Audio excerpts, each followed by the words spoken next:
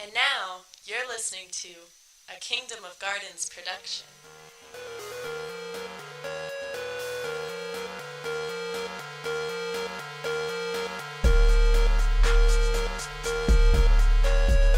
I can't believe it. It's happening. Was this like 7 years in the making? All right. Something like that. All right, sounds good, man. Want to welcome everybody to the first episode of Sports in HG. I'm your host, LaMarcus Greer, with my buddy, as always, John Harris. And we're just going to be out here just kind of talking about whatever's on our mind in sports. So there may be some episodes where I just go on a 5-minute rant and post it on to our buddies over at Game Takes. If you ever want to have an app that gives you quick podcasts, check out Game Takes on your Apple iTunes App Store. And if otherwise, you might get, a 10-minute rant from John about why I have no idea what I'm talking about. Or why Tim Tebow also sucks at baseball. Okay, I guess we're going to still talk about that. There will be an episode. I think we should do that, talking about some dual athletes. We have that on the schedule for this season. Kaepernick, Tebow, Bo Jackson, those guys. Tom Brady. Tom Brady doesn't count. I don't ever want to hear about him. By the way, as a burden, if for good luck, I'm always wearing my Super Bowl 51 hat for the Falcons, just so if I don't hate myself enough, that's going to be another signature. As my roommate in Australia said, I'm getting happy drunk if they win and sad drunk if they lose. There you Didn't go. see him for 2 days.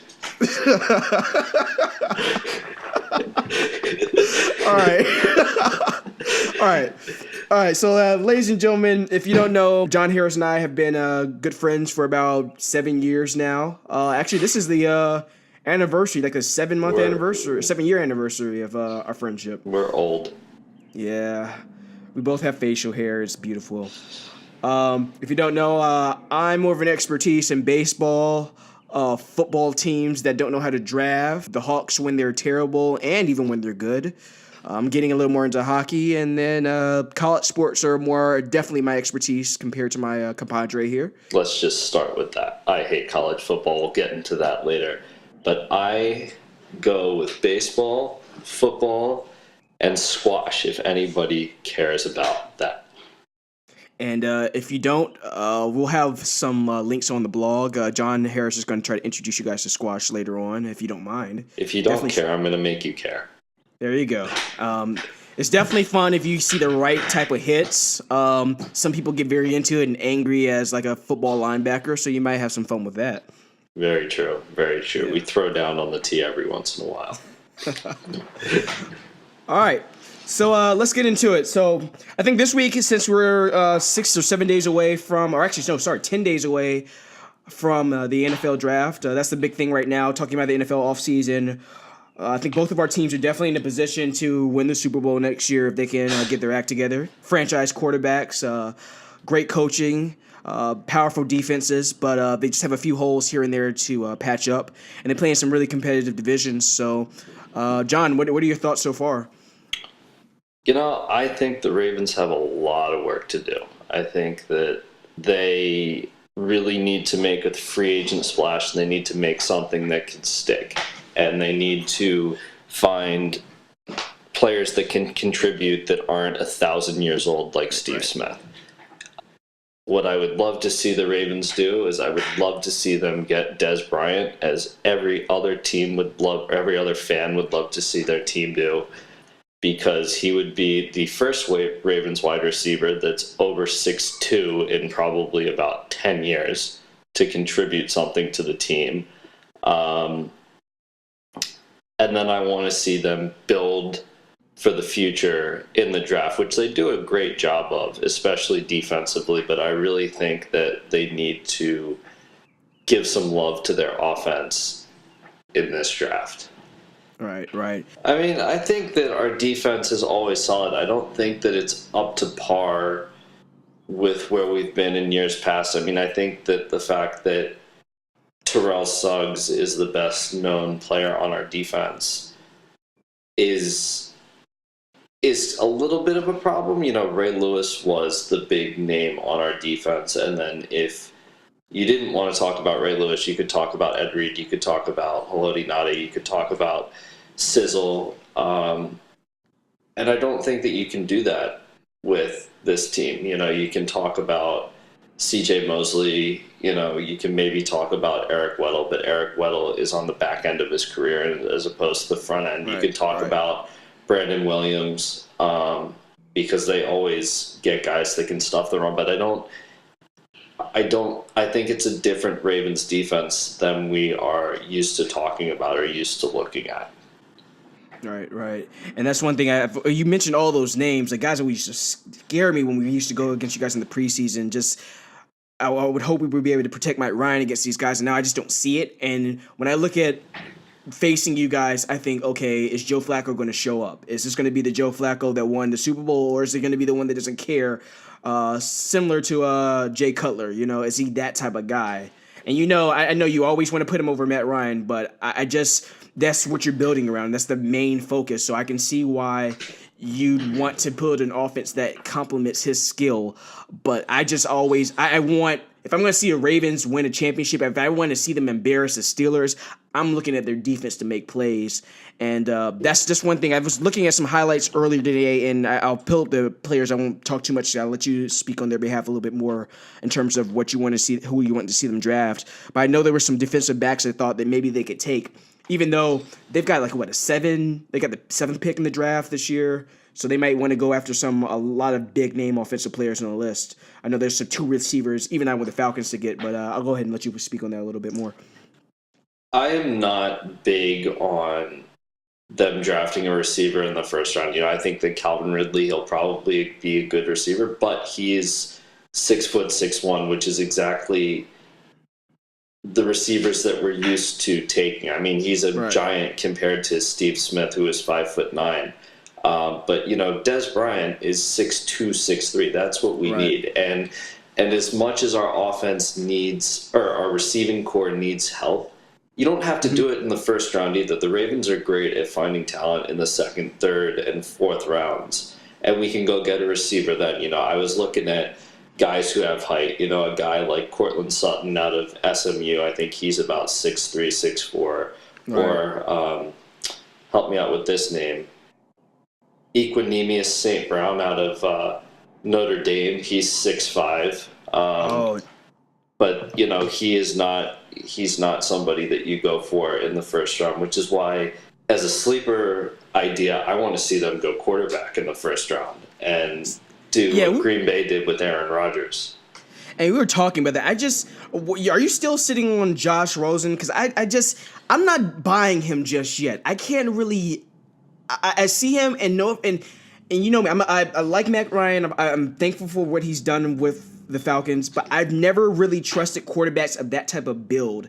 That I don't see them really being able to last that long. You look at someone like Aaron Rodgers; he's a tough dude. He can take the hits, and I just wonder. I don't even think that he's going to be available. There are all these great quarterbacks, but you look at the projected order. So the Ravens are actually picking at 16. And, so you've got Cleveland's got 2 of the top 4 picks. They're going to take a quarterback with one of those 2 picks. The New York Giants are probably going to take a quarterback. Would Denver take a quarterback? Probably not. Tampa Bay, they wouldn't. Chicago Bears, maybe. Niners, probably not. Raiders, no. Dolphins, maybe. Bills. Yes. After what they did with Taylor, I think they need to. They're just... Redskins, yes. Packers, no. Cardinals, probably not. So there's 5, 6 teams that might take a quarterback right there in front of you. So Josh Rosen, Sam Darnold, those guys are not falling to us. Now, I wonder, because a lot of guys have not been giving him the ratings that I think he deserves. Buddy out of Oklahoma, Baker, do you think he could fall down for you guys? Because I feel like he's a tough dude. He might be able to fill a role that Joe Flacco definitely did. Well, I think Baker Mayfield has an attitude, and it's funny because I hate him for his attitude, but I also think that that's exactly what Joe Flacco doesn't have. Exactly. That's why. So, what's this commercial? Oh, please, we got to post that to the blog. His local commercial. Oh God. No, don't do that to me. Is it like a chicken? Is he like a doing No, like it's Royal an Farms? no, it's not a Royal Farms commercial. It's an M&T Bank commercial. Oh, You could put your no. money in a bank in New York, Chicago, or even Pittsburgh. Pittsburgh. Okay. All right. But no, I digress. Go ahead. Go back and. I think that you have to look at the bottom of that big quarterback pile. So Josh Rosen, Josh Allen, Sam Darnold, Lamar Jackson. You have to look at the bottom of those piles. I don't want to see them draft Lamar Jackson because I think Lamar Jackson is going to be a bust. No, I mean maybe, but I think that he's going to be a Terrell Pryor. I think he's going to try the quarterback thing, and they're going to be like, yeah, no, go play wide receiver. And I think that he is humble enough that he's going to say, okay, he's not going to be Tim Tebow or Michael Vick and go, fuck off, this is what I'm going to do. Hey, don't you dare put respect behind Michael Vick's name, all right? I love you like a brother, but don't you ever. I'm not trash talking him, but think about it. When he went to Philadelphia after he got out of prison and he was playing there with Donovan McNabb, they were like, you know what? We're going to run a wildcat. And Michael Vick, which he's allowed to do because he was a veteran, he's like, no, I would rather play quarterback than play wide receiver, which is fine, but be a team player. And Lamar Jackson, as a rookie, is not going to have the ability to say, no, that's not what I'm going to do. But it would be hilarious if we drafted Lamar Jackson because we've got this other horrible quarterback on our team named RG3. See, I was just about to ask you about that. And let me say one thing about RG3 before you go on about him. I really was happy to see him get drafted so highly. I liked him in his first season.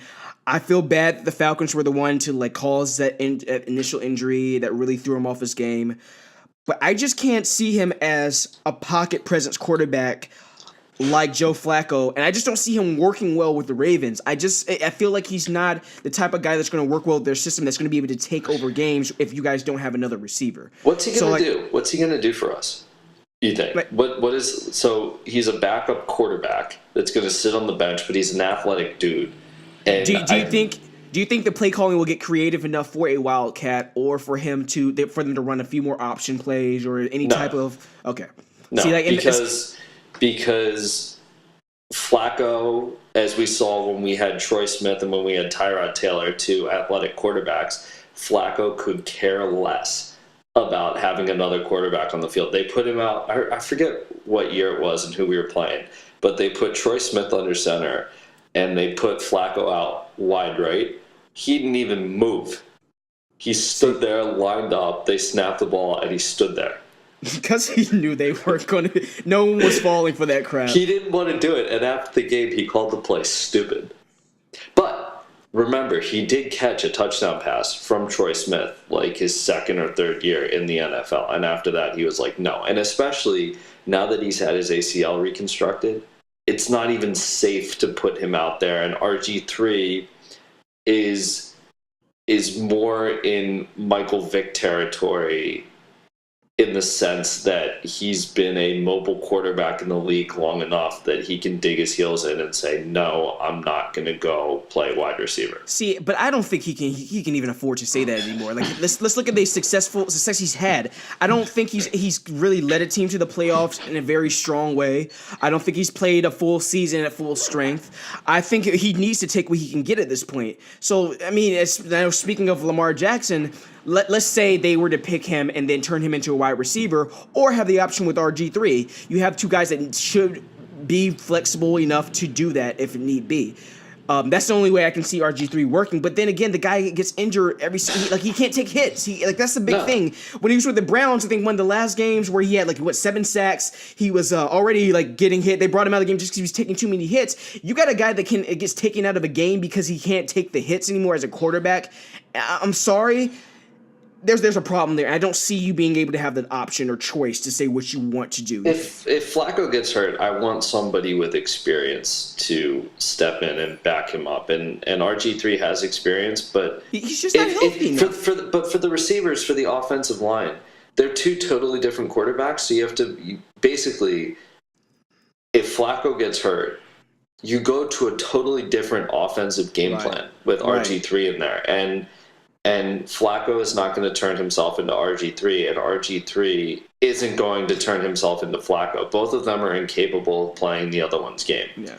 And so you need a pocket presence to back Flacco up. And I don't even know off the top of my head who's still on the free agent market. But like I know he's retired, but like I think Kaepernick deserves a chance, but I don't know that Kaepernick, and it has nothing to do with his social views.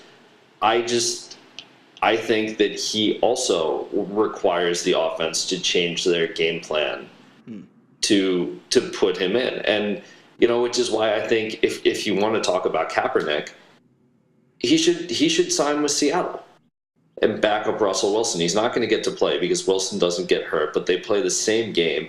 And Trayvon Boykin got arrested for DUI, and I think he got cut from the Seahawks, right? So they don't even have a backup quarterback. And I mean, but and to see how much of a chance they're trying to take, because Pete has cleared house on his defense. I wonder right now if they're going to be worried about giving a lot of their salary or saving a lot of their salary for new defensive backs, because they're going to need that next year. And I don't know how much of a chance they're going to be taking on a backup quarterback who probably would be deserving with his talents of getting a bigger salary than most backup quarterbacks. Yes and no, but with a guy who makes not as much money as most mobile quarterbacks, but a lot of his salary with his legs, with all the social activism that he's been doing, he's not getting younger while he doesn't get a contract. How fresh are his legs when he gets on the field? So a 30-year-old mobile quarterback, who wants a 30-year-old mobile quarterback? And Kaepernick is not playing any football, period. And we'll get back to him on his other options in another episode about if he wanted to play baseball. But, he said football. Side note, before I don't want to go too far into Kaepernick, but at some point we should make a note just mentioning the meetings he's been having and just the conditions in which the league has been giving him for coming back. And but we'll talk about that later, because I think it's just interesting to watch them do business. And I have a lot of harsh words to say regarding the NFL's policy, and just I think it was Adam Schefter the other day saying that Manziel has a better chance of coming back to the league before Kaepernick, which is a sad truth. Right, but it's totally true, because people don't think athletes are allowed to express their opinions. And Johnny Manziel doesn't have any opinions. He's just stupid. And a lot of NFL players are stupid, where Kaepernick is intelligent and he has an opinion. And we as a society are so afraid of opinions that are different than ours. And football is a common language that if you want to speak in a political tone, well, we're all Ravens fans, but some of us are pro-gun, some of us are anti-gun, some of us are racist, some of us are not, some of us are pro-gay marriage, some of us are not, which is why somebody like Michael Sam didn't really get an NFL shot. Because we're afraid of the social backlash. So, moving on past that, I just want to let's get back to your Ravens. So right now, who are your three stand-up players you would like to see in a Ravens uniform next year, at least to have a shot? Des Bryant, number one. Okay, I can respect that. As always. I would love to see Des Bryant. I would love to see, Josh Allen or one of those quarterbacks. I have a very strange feeling that you're going to see Orlando Brown, the left tackle out of Oklahoma, in a Ravens uniform next year. So Orlando Brown, do you know his father? Go on. So Orlando Brown had a father named Orlando Brown who played in the NFL. He played for the Ravens, and Orlando Brown Jr. and I actually went to the same middle school. He's 4 years younger than me, but his father committed suicide, and it had to do with CTE. It had to do with brain injuries. So Orlando Jr., he's a massive kid. He's 6'7", 350. Went and played in Oklahoma. I think that because his father played for the Ravens, because he's from Baltimore, because, going to high school in Baltimore really matters in Baltimore, and just that sort of vibe, I have a feeling that they're going to take him. He's not going to be a first-round pick. They might take him in the second round, maybe in the third round. But I have a feeling that you'll see him in a Ravens uniform, and I think that would be a really, really cool story. Okay, yeah, and I like that too. And it's really weird. I just didn't know that, and it's crazy that he would go and he would continue to play after his father. That's one of those things that would just scare me off the field. His father, he was like 11 or 12 years old when his father committed suicide. So he's playing Pop Warner football, and eventually, as hard as that is, you get over it, and you go on with your life. So, I mean, good for him. Props to him. Whether he, makes it in the NFL or he doesn't, Baltimore will still know his story, and it's pretty cool. Okay. See, and so I mean, I like that, and I think. Do you guys have where's your biggest weakness in your roster right now? That is it receivers? Are we still talking receivers that you really need? I think it's receivers. I really do. And people will probably disagree with me. Who is our running back going to be? We don't really know. We've got Buck Allen, but I think that receivers, any type of receiver, I think we also need a tight end. I think that Nick Boyle and Max Williams just aren't going to cut it. But we really need a wide receiver. We need our number one to not be an old guy or a flash in the pan. I would have liked to have seen Jeremy Maclin hang around for a little bit longer. That didn't happen. I would have liked to have seen Steve Smith continue to play through age 50, which wasn't going to happen because he was our number one receiver at age 38, 39.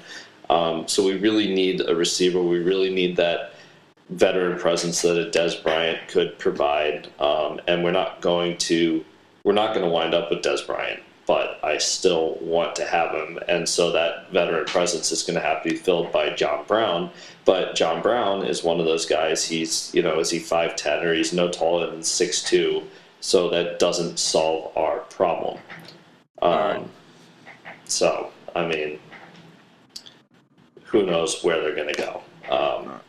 You got to temper your expectations. They draft really well defensively. Offensively, it's always a struggle. This broadcast is brought to you in part by the Condescending Hipster app, now available for Android and Google Play. Wait, what about iPhone? iPhone too. Sorry, I realized Android is also Google Play. Anyway, I mean, you guys don't have the time to come up with your own taste in music and movies and TV, right? Well, with the Condescending Hipster app, you don't have to. For $1.99, you get an app on your phone where every time you decide you want to watch a movie, the Condescending Hipster will tell you it's a piece of and you shouldn't watch it. And it'll recommend some obscure random indie that you'll like instead, or at least you'll pretend to like and talk up to all the hipster chicks in Ithaca to get laid. The Condescending Hipster app. But your dirty birds, what's going to happen with those guys? Yeah, I got 3 points right now. And I was talking about this with someone before when he was asking me about the podcast, what I was going to do this season.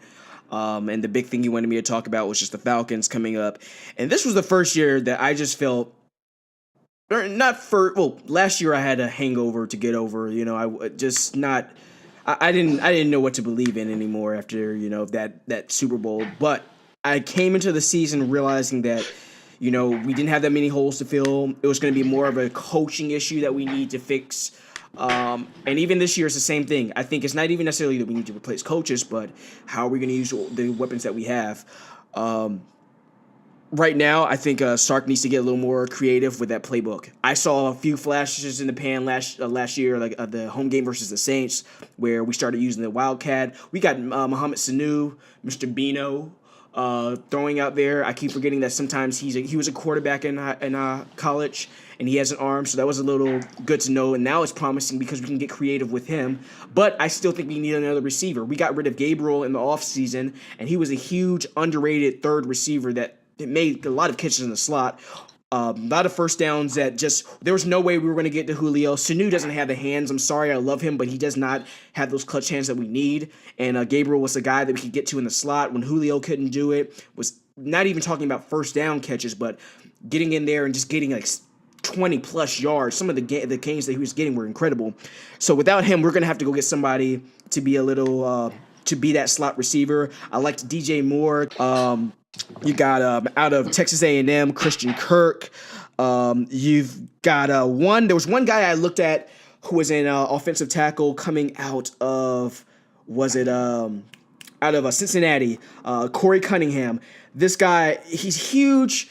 I wasn't really impressed watching his tape. I wasn't really impressed with much of his blocking abilities, but apparently he was a tight end in high school. So that's something that I look at and say, okay, so this guy has to have some type of hands. He has that ability. And I know the Falcons like to have that extra lineman because we have two great running backs who are always going to be a target and always be one of those guys that we're going to be, the defense is going to be looking for. You put him out there in the red zone, you're getting a lot of good tight end catches in the end zone, possibly coming from Matt Ryan if you put him as that sixth lineman who's eligible to receive. So we could do that. He might not be a guy coming out of the first round, so you might see him getting picked up in the second round by us, and that would be great because we have good, talented tight ends. I think Austin Hooper's going to be back next year, but when they're not on the game, you can have another big guy who can block and also stay on the field and maybe make some catches that we need in clutch situations. Otherwise, I don't want to focus on offense. With what we have right now in offense, we're good. Next year in the draft, I want to see us get into running back because there's no way we're keeping Tevin Coleman. I like Devontae, but I wish we hadn't paid him so much. Matt Ryan, same thing. We're going to pay him out the butt this year with we're doing the same thing with Flacco. It's okay. It's frustrating. Everybody's justifying it, saying, guys, you don't understand. You guys take him for granted. And these are Atlanta fans saying, you guys take him for granted. Look at how much was on his shoulders when Michael Vick went to jail and he had to come in and save this program. And I love that. I appreciate that from Matt Ryan. But watching him specifically in that Eagles game in the playoffs, I just don't see him being able to take the hits and move the ball forward continuously the same way Flacco can do it sometimes. He might not be the best. And you may have your problems with him, but one thing I can respect about Flacco is that he can take the hits and keep it moving a little bit. With Matt Ryan, I think he's afraid to take those hits. It's a little bit just like, to an extent, RG3, what I sometimes see in Josh Rosen, things that I see.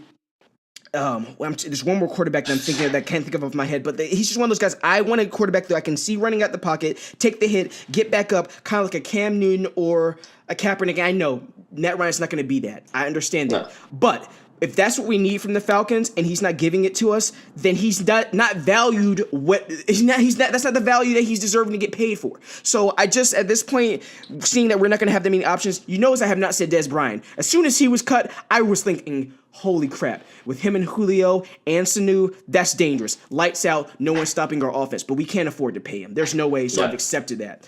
We're not going to pay him either. It's a wish list, and he wants to go play in the NFC East anyway. He wants to go, and he wants to go at the at the Cowboys twice a year, which I think anybody would love to do, whether you used to play for the Cowboys or not.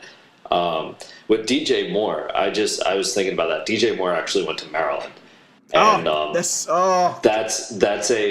because I was looking at him earlier, and I'm afraid because that would be another classic Ravens move. Is go pick up DJ Moore. Yeah, because he went to Maryland, and Maryland does not produce football players.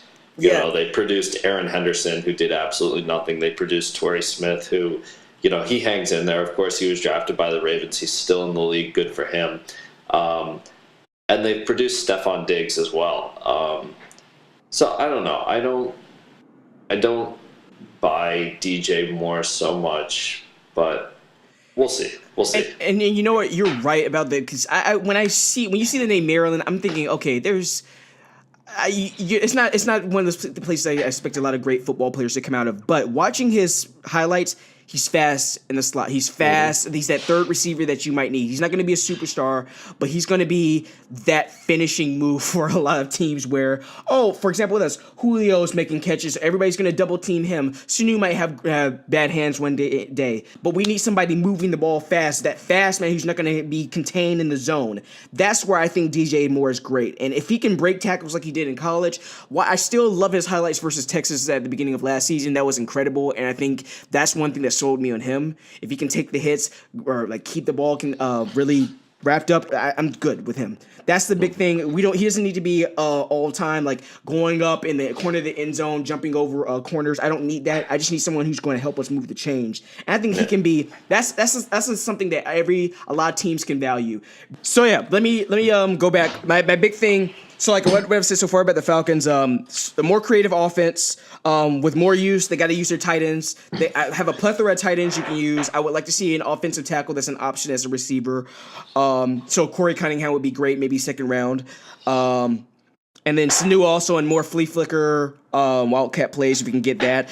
I've already said it. Number 2, don't overpay Matty Ice, even though those negotiations are almost over. So we might do the inevitable. I just don't like overpaying for Freeman, who probably won't last for very much longer. And considering the fact that next year we're going to have to go out after running back again, we want to give him some space so we can pay for him. But that's whatever. But the big thing this year, if we don't go with the receiver and an offensive tackle, and regardless if we do, everyone else in the draft needs to be defensive players. I think right now we gave up a lot. We lost some really good weapons on the defense that we just didn't re-sign.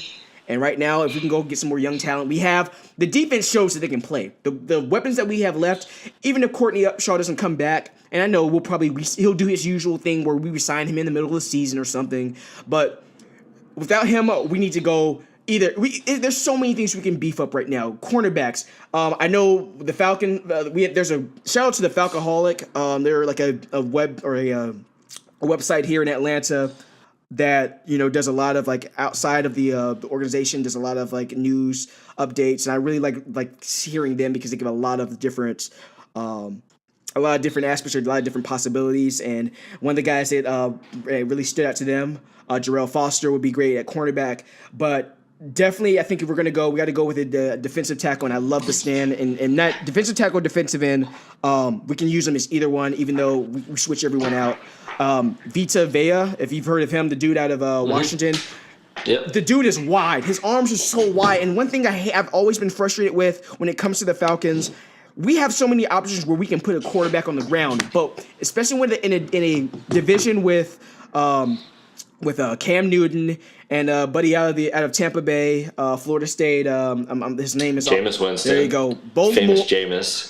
Both guys who can move outside the pocket. The guys that can escape tackles where you can't just put an arm around him and just like think, oh, he's gonna fall to the ground. You probably could get away with it with what's his face now. I'm sorry, I love saying it because I wanted him to be so irrelevant very soon. Drew Brees. Yes, but shut up, Drew Brees. Yeah. So if you want to put your arm around the quarterback and he'll fall down, come to the AFC North. I know. Whoever the Browns put under center will do that. Joe Flacco will do it even if you put your arms out. It's like, all right, I got a ring. I'm good. I don't need you to mess with my body. No. But no, I mean, even without the quarterback going to the ground, talk about run plays. There are a lot of holes that the defensive line gives up for the Falcons, and I think right now, somebody like Vita, who's that wide, who knows how, while still being blocked, how to shed that block and be able to put a hand on whoever's in the pocket and put them down, or at least contain them. That's what we really need. We need someone who can at least disrupt and get into the pocket without doing too much, and then that frees it up for everyone else on the end who can be able to collapse that pocket. And I think he's just a very valuable piece that if he's still on the board, it's going to be hard to pick him up because he's definitely going first round. But he would be a definitely big pick for me. That's my top guy that I really, really want to see in a Falcons uniform next year. No, hands down.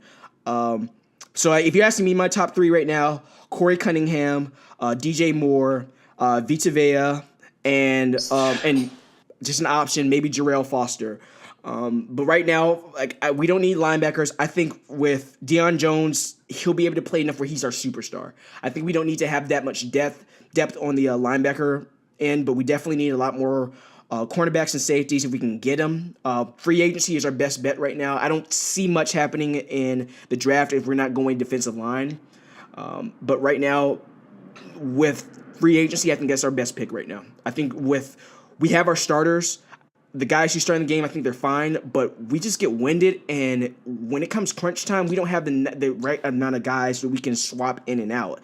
And it would be nice to have some young talent, but if we can just go and find one key man out of the draft, Vita Vea, or just get a lot of guys in free agency, it would be nice to see that. But really, for the Falcons, they're lucky, and I said this earlier at the beginning of the show, we have I look at the draft and I don't think we don't need anything. And if whatever pick happens, I probably won't be frustrated with Thomas Dimitroff like I've been in the past. But definitely we got to get some defensive players, some big bodies who can make tackles and make hits. Because right now, it's a matter of how are we going to play a 60-minute game. Mike Smith might be gone, but I still hear that ringing in my ear. Are these guys going to play a 60-minute game? They haunted themselves last year, and this year it's going to be how long are they going to last? How many guys do we need to put on a roster that are going to play 100% the whole time? So like that's where I'm at, I guess, draft wise. And I just there's not much to say at this point. This team can't. Every year I'm thinking, and this is the first time I've been able to say this about Atlanta sports teams since the Braves. I didn't even know what I was talking about. I was like 5 years old when they were they're like prime. So this is one of those years where I'm thinking this is a championship team. They just got to finish the job. Yeah. So where do they finish this year? Where am I predicting, or where? Yeah. I'm gonna say this. I think the Super Bowl being in our hometown is the biggest motivation. It's Super Bowl or bust this year. There's nothing. They can compete with the teams in the division. I don't think the Panthers are ever going to be a problem for us. They're a great team. They might be be against us in the playoffs, but I just don't see them as a problem. They're competitive, but we've learned how to contain and how to play Cam. We've learned how to defend against him. We've seen enough of him where he's not an issue. Drew Brees can do it at any point. I don't ever expect us to win the Superdome. I would love to see us win a game in the Superdome, but it's not going to happen. And nobody's afraid of the Buccaneers. I don't care what they do. I will never be. If they could have John Gruden come back, he could just come back for some reason. Like I don't like it here in Oakland. He's with the Raiders. I know. He's like, I don't like it here with the Raiders. I want to go over here and I want to coach. If that could happen, you could have Vince Lombardi, or you could have Lombardi come out of his grave and he could start coaching that team again. I'm not afraid of the Buccaneers. I just don't feel it, and I feel like there is a psychological victory that the Falcons have over them where that's never a problem. The biggest issue for us is going to be the Saints until Drew Brees retires. And even then, they got a heck of a coaching staff out there. So I think it's really a matter of just finishing the job. It's Super Bowl. It's Super Bowl time. We have to do it. We dominate the division. We'll have home field advantage, and we're not leaving home. And that's obviously a win for us. And I think that's the motivation. We have all the motivation in the world, so it's just got to be a Super Bowl. Now, at worst, we don't make the playoffs. Like, things just crumble in the middle of the season. And things just, there's just not that chemistry. But even then, I don't see it happening. This year, I was so frustrated with I think we got on like a 5-6 game losing streak, or maybe it wasn't that much, but it was definitely a point like in the middle of the season where I was just looking at this team, I didn't think, they're going to fall apart. It's going to be the same mode that we had before. Our offense is just not going to produce. And that's the thing, right, this season. Defense will always show up. I believe in it now. I didn't believe in it before their Super Bowl season, but I believe that it's the offense that's going to be it's going to be our Achilles heel. If we don't, with us losing Gabriel, there might be a possibility that we use the pass game enough, and then we just don't end up putting up enough points on the board. That's where it's going to be the worst case for us. You have so much more confidence in your team than I do in mine. And that's I don't trust the Ravens. I don't. Yeah. I want to believe that they're good, but I know that they're going to find a way to disappoint me. Like when you think of the Ravens and you think of the Ravens putting points on the board, who do you think of? Joe Flacco, Steve Smith, Torrey Smith. I never think of a running back. Go ahead. See, I would have thought that you would have said Justin Tucker. And it's a major problem when he will always, your best point scorer is your kicker. But he will always be in the shadows of Billy Cundiff. You know that. I can't. Yeah, if you want to be a... I can't. You know, I have to be. Legatron is the man. I know. Legatron is the man, but the reason that he is Legatron is not just because he hits 61-yard field goals, but it's also like, you know, it's one of those things where like it's like a Brett Favre, right? Brett Favre, you know, triple coverage passes. No, not even that. You know, he's got the most career touchdown passes, but he also has the most career pass attempts. Right? So by that point, you should have the most career touchdowns. Justin Tucker has such a high field goal percentage. Well, you should have a high field goal percentage because you've kicked the ball so many times. You should be good at it by now. And it's sad that if you had to pick a team MVP, statistically, 1 and 2 would be Justin Tucker and Sam Cook, the two guys that kick the ball. Yeah. You know, you don't know the Ravens for moving the ball offensively, and you're starting to know them less and less for creating turnovers defensively. And I think special teams is super important. John Harbaugh's a special teams guy, but I think that the Ravens are going to have a major problem either this year or next year if they don't find a way to bolster their offense. So you're looking more at the draft rather than free agency? I don't care. They need to get a receiver that's taller than 6'2". Yeah. And the only reason I'm thinking free agency is because Des Bryant is right there. I think that if you go into the draft, you're not going to pull, especially at the receiver position, you're not going to pull anybody who's going to have an instant impact on your team and fits what we need. You know, DJ Moore is great. DJ Moore is also short, which is why I said, you know, you need that guy out of Notre Dame. You need a taller receiver. And those tall receivers, they're all ranked in the 50s overall as prospects, which means they're not going to start right away. You're going to reach for them in the first round. And receivers that you get in the second and third round, they take a year or two to find themselves and to become established players. So I don't see the Ravens doing as much as we expect them to do. Okay. And not to change gears, but I think the key for the Ravens and kind of the way that we measure their success is going to be how successful the Orioles are this year. Okay. Because no, hear me out. Baseball and football are back to back, and football is a great excuse to stop following baseball, especially if your baseball team sucks. Very true. So if Baltimore sports fans or Atlanta sports fans or whatever city, if their baseball team sucks, it puts a lot of pressure on their football team because not only is it the only thing now to watch, but they're also pissed because the team did something that the fans believe shouldn't have been done. Do you guys even like the Wizards up there, though? I mean, you guys are forgetting right now that they're in the playoffs. No. I mean, we are not Wizards fans up here. All right. Simply put, okay. All right. I'll get on them later. I guess we're coming up to, the hour mark. So let's give it a little closing remarks. I know a lot of our listeners might not be necessarily Baltimore or Atlanta fans. I think we touched a little bit on the Cowboys. You can have your moment. I don't know if you want to talk about Jerry Jones and his decision making. Even though I've been reading up a little bit about him, I have a little more respect for how much he's willing to gamble on decision making. But that's another thing we can focus on. Your dude needs to shut his mouth. Your dude, Jerry Jones, needs to shut his mouth. That's what I think. I think that owners are meant to be owners are meant to be heard but not seen. And you're meant to be heard in the product that you put on the field, what happens in your stadium. Right. And there's something in the water in Dallas that makes owners feel as if they are as important or more important than the product that they're putting It's a beautiful out to the fans. It's a beautiful Texas pride thing, and I think he's done it through a lot of people. It's not a Texas pride thing. Oh, please. Let me just say this. Where is the Astros owner? He just won the World Series. Where is the Rangers owner?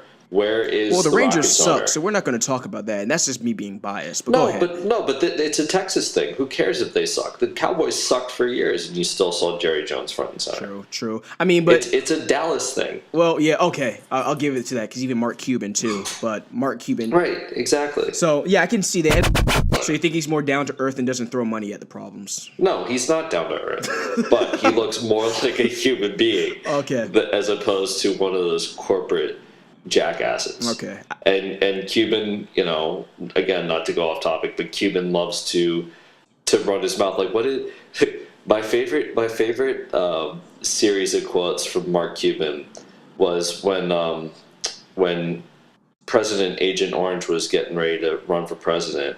He said that Sir Trump was the greatest thing to ever happen to this country. Wait, who is this again? Sorry. Cuban. Okay. Cuban. He said that Trump was the greatest thing to happen to this country, and then Trump made another insensitive comment, and they went back to Cuban a couple months later, and they said, "So, what do you think of Donald Trump? Are you still a fan?" And he goes, "Absolutely not." And they're like, "But you said he's the greatest thing that ever happened to American politics." And Cuban said, "Yeah," and then he opened his mouth. And this broadcast is brought to you in part by the Taco Fairy. You ever have a really, really big craving for a taco, like at 2 in the morning? I know I do. Well, the Taco Fairy takes care of all of your problems for you. You just call up the Taco Fairy by, shake in some taco shells. Oh, this just in, the Taco Bell opened back up, so we're good. Taco Fairy, I would suggest a temp agency. Okay. All right, so we're coming to the end of the show. So any final thoughts, John, going into the draft? It could be about any team, anything you're looking forward to for football, because we're probably not going to talk about this much once baseball really gets going. I'm looking forward to seeing if and how the Cleveland Browns can screw up having 2 of the top 4 picks. You and me both. I think that John Dorsey is awesome. I think that Jarvis Landry was a great sign, and this could really be huge for them. But because it's Cleveland, they know how to screw it up. So I'm really interested to see how this goes down. I have confidence in them. I feel like they can't do too much, but they're not getting past the first round at best. Wild card, and that's it. No, but it's building for the future. Yeah. And what they do is, in the past, when they've had first pick of all the trees that have fallen down to start building their house, they go over to the log that is like soaking wet and came from a dead tree, and they start building their house. Like, that's not structurally sound. I just think that there's something culturally in that organization that they just are incapable of changing. I'd love to see them become a team like Jacksonville that was a joke and then really turned it around. But I don't see that happening this year. Maybe in the future, Jarvis Landry will be awesome, you've got Corey Coleman, and if you can get Josh Gordon off suspension, that would be awesome if you could put a quarterback under center. Mm-hmm. So, not this season, but next season, whether you have Darnold or Josh Rosen or Josh Allen or whatever quarterback you take under center with those 3 receivers, they could be great. I will say I hope they pick Darnold. I think that's going to be a better pick for them. And you know what? We've seen a trend in baseball. We got the Cubs to finally win a World Series. They've stopped being a laughing joke or a running joke. You got the Royals who finally picked up a ring. The Astros, like teams that don't usually do it. So you never know. I think we'll see that a lot more in baseball and football than definitely basketball in the next 5 years. And hockey, anything goes. Shout out to my Bruins. No championships for those Knicks fans, though. I'm sorry. Yeah, that's going to take a lot of rebuilding. And we'll talk about the NBA later on, especially the Knicks. We'll have our good friend Emmanuel Kirkjian on later on for that one. For me, I'm curious because I don't know if you just heard Gronk is considering retirement. I don't think he's ever played a full season, and he's got his ring. He has the money. I think he would want to escape with his health at this point. So who knows? He's not going to be in the early practices. It's not about his health. What do you think it's about? It's about more time to party with his brothers. I guess. Health is a great cover-up, but that's the reason that he's retiring. It's got, I don't think, no offense to him, but I don't think he's smart enough to retire for health reasons. But would you think his parents would say something? They've seen this guy get the crap beaten out of him by his brothers and all his physical Do you activities. think he listens to his parents? I think so. I think they're close I enough. don't think so. Think about it. He's got all those brothers who all played college football, and all but one of them, I think, got drafted. And the other three that got drafted so far, well, one of them is left in the NFL, and he's only been in the NFL for a season or two, so the other ones were just flashes in the pan. So he doesn't get to spend the time with them, and obviously they've got real jobs now. Well, no, I mean, you got to make a living somehow, and if it's not going to be in the NFL, you have to go get a different job. He's not going to have that to worry about. So I don't know. It'll be interesting to see. Also, I'm really interested. I know we've been talking a lot about injuries and just the health of a lot of players, and seeing all these new CT research studies showing that a lot of these guys can't last that longer, doing a lot of damage to their body. So I really wonder, a lot of the last at least 2 or 3 draft classes and this one coming up, how many guys are going to last, or what we're going to see, how many guys are going to see leave the league. I know it's been talked about more than ever in this offseason, so I'm just wondering, and I have my eye on a lot of the younger guys, how they're going to last and who's going to really show up next year. Health is now a big concern, and we're not seeing guys last as long, so who knows what's going to happen to the game. It sucks to see this happen, but what would be crazy to see? What? The Browns make the playoffs since Joe Thomas retired and literally didn't miss a snap for that team. Oh my God. Put in all that effort, spent his entire career in Cleveland. He retires and they get Jarvis Landry. So yeah, there's that. No more about the Browns though. I'm not gonna take them seriously until I see them win a game. Win a game, then win another one, and then we'll talk. But otherwise, yeah. I can't take this whole thing seriously. And Cush Gordon, I'm sorry, I'm gonna start calling Josh Gordon Cush Gordon. Shout out to my boy Tyler Neville for that name. He had a birthday the other day. Really? Josh Gordon, yeah. You know how I know? I thought he was born on 420. Nah, bro. We've got the same birthday, he and I. Oh, so he's just 7 days off. Okay. All right. Yeah. By the way, shout out and happy birthday to our boy here, John Harris, getting the big 2-5. We got 75 years till he's centennial, and we wish him for at least another 25, a happy one. I hope you're feeling good out there in Baltimore, man. Thanks for joining us on the show. Thanks for having me. All right. And you'll hear more of us later on.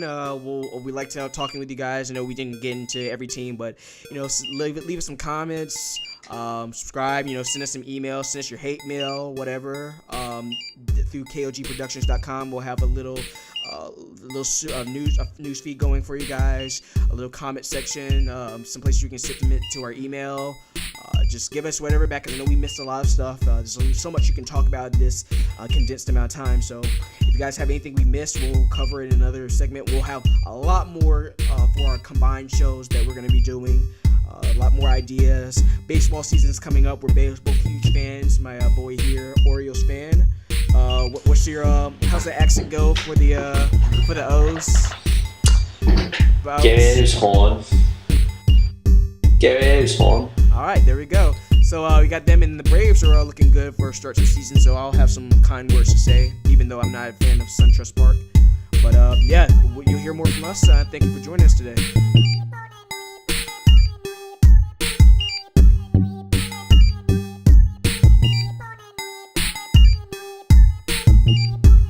Hey guys, thank you for listening to today's podcast. Hope you guys are going to enjoy next week's NFL draft.